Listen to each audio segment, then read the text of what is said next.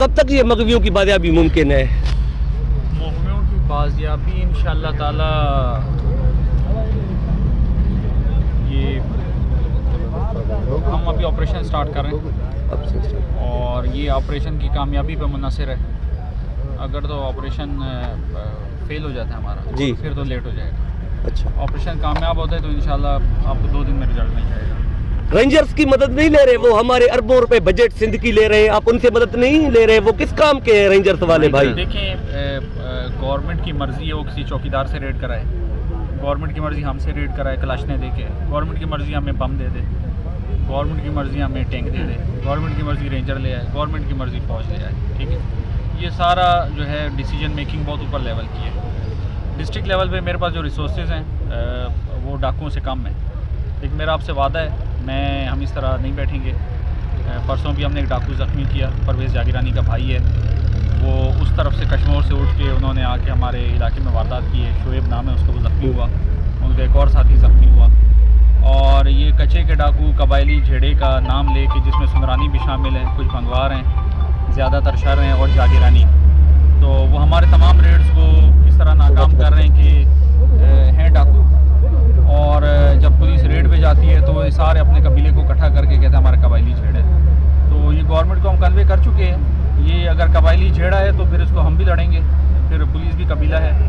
और अवाम जो हैं जिनके साथ ज़्यादती हो रही है, जिनके बंदे उठा रहे हैं, बच्चों को टॉर्चर कर रहे हैं, गैर इंसानी सलूक हो रहा है, तो मेरे ख्याल में अगर हम साफ़ वाज़े कह रहे हैं कि जी जागीरानियों के पास हैं, तो ये सारे जागीरानियों का फ़र्ज़ है कि अपने अंदर से गंदे अंडों को बाहर निकालें और वो जो कचरा है उसको साफ़ करें। ये नहीं हो सकता कि जी आपके हमसाए, आपके चाचा के बेटे, ताया के बेटे वो डकैतियाँ मार रहे हैं, घर में बंदे कैद कर रखे हैं और आप कबायली झेड़े का सहारा लेते हुए लोगों को जलील कर रहे हैं। तो ये जो कच्चे में सूरत हाल बनी है, ये साल से यही सूरत हाल चल रही है कि 2 बंदे दुश्मनी में कत्ल होते हैं। अब नेक्स्ट आप देखेंगे भेड़ियों का यही हाल होगा, वो डकैतियाँ मारेंगे, उसके बाद कहेंगे कि जी हमारा तो कबायली झेड़ है।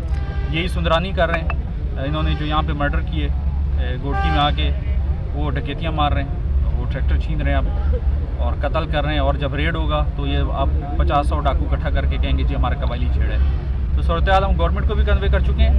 ये कबायली झेड़ों की आड़ में जो डाकू हरकतें कर रहे हैं, इसको मंतकी अंजाम तक पहुँचाना बहुत ज़रूरी है और गवर्नमेंट को हर स्टेप लेना चाहिए। हम भी लेंगे, गवर्नमेंट को रेकमेंड कर रहे हैं।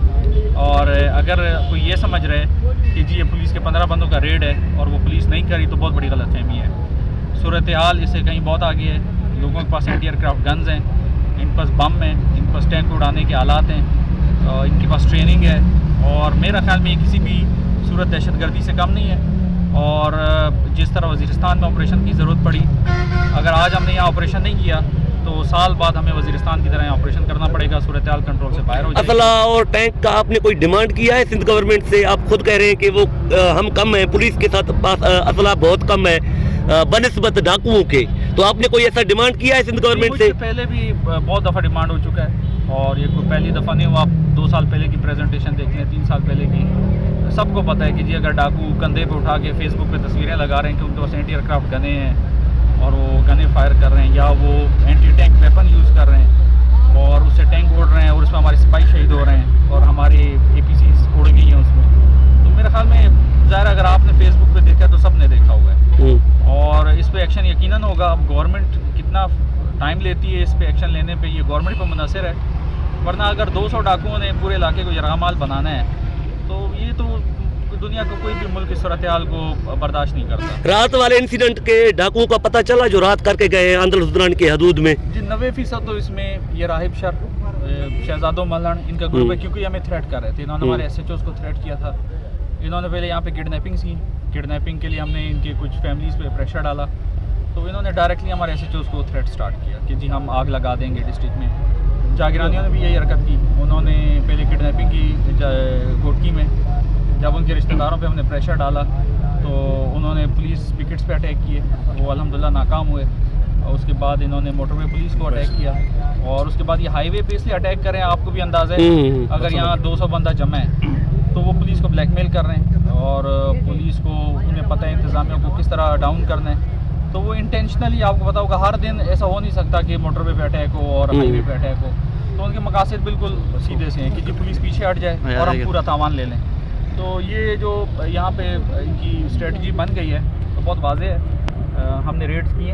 मैं लास्ट टाइम भी लोगों को कहा था कि जिनके बंदे अगवा हुए हम रेड्स करेंगे। हमने रेड्स किए। हमने इनके रिश्तेदार पकड़े, इनके जानने वाले पकड़े।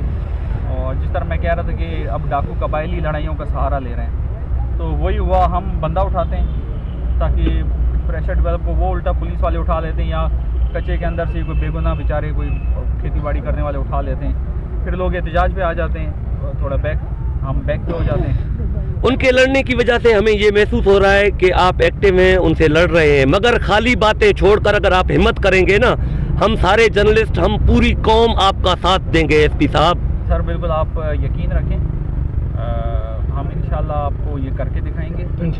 और इंशाल्लाह हमने प्लान किया है। और मैं आपको यही कह रहा हूँ कि हम आपको रिजल्ट इंशाल्लाह ला के देंगे। मज़ीद डिटेल में नहीं। हम आपके साथ हैं। बहुत शुक्रिया आपका। Thank you.